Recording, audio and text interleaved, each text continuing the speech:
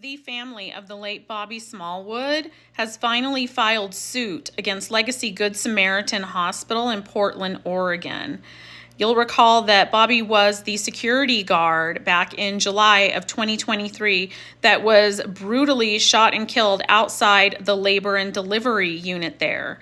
And they are suing the hospital and Legacy Health for $35 million, citing inadequate policies, refusal to enforce policies.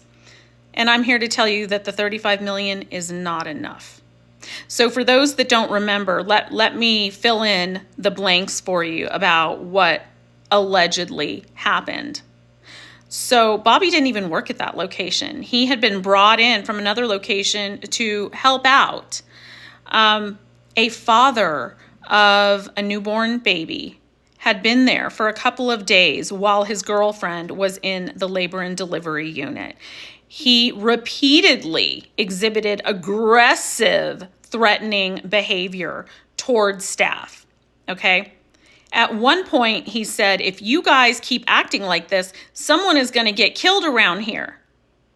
He literally told y'all what he was going to do. Earlier in the day that it happened, there was a previous incident where he threatened staff. He even tried to break through an OR door, like mid-surgery, as I recall, okay? Despite that, one of the supervisors, for some unknown reason, decided not to have him removed. That supervisor needs to be sued, in addition to the hospital and Legacy Health. That person has blood on their hands. They found 2 loaded weapons in the hospital room, okay? Still didn't notify anyone. Still didn't call a code silver. They knew that Bobby at that point was escorting this man out, finally. And for like 15 minutes, they didn't inform him. They found out that this person was more than likely armed with a third weapon, a loaded weapon, and they didn't tell him. And he was shot, and he laid there bleeding out for 8 minutes in a hospital before anyone rendered any aid whatsoever. Now, as a result of this recently filed lawsuit, Legacy Health has made a statement that says, we've begun to develop a second phase of actions that includes assessing safety needs at some of our other locations. It's been a year and a half, and you're in the assessment stage?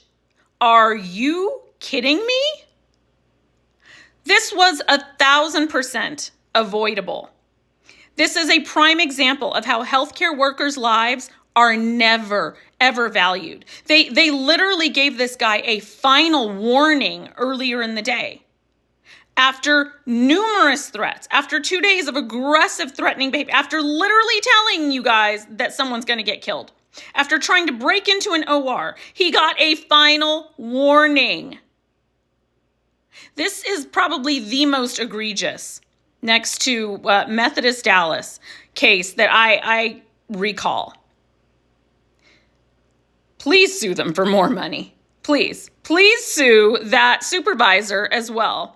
This was so avoidable. This was so tragic. They had every opportunity to do the right thing, and they consistently chose not to, because our lives are not valued. Now, I guarantee if it was someone in the C-suite that was somehow being threatened, do you think that man would have still been there? Absolutely not. And I know that I have heard from employees there at Legacy Good Samaritan, even not that long ago, that are telling me they still don't have adequate security measures in place, allegedly. So what are you doing, Legacy Good Samaritan? What are you doing other than assessing the situation, which frankly, that's insulting at this point. That's insulting. This is disgusting. And it's one of the reasons that we co-created the Red and Black Ribbon campaign.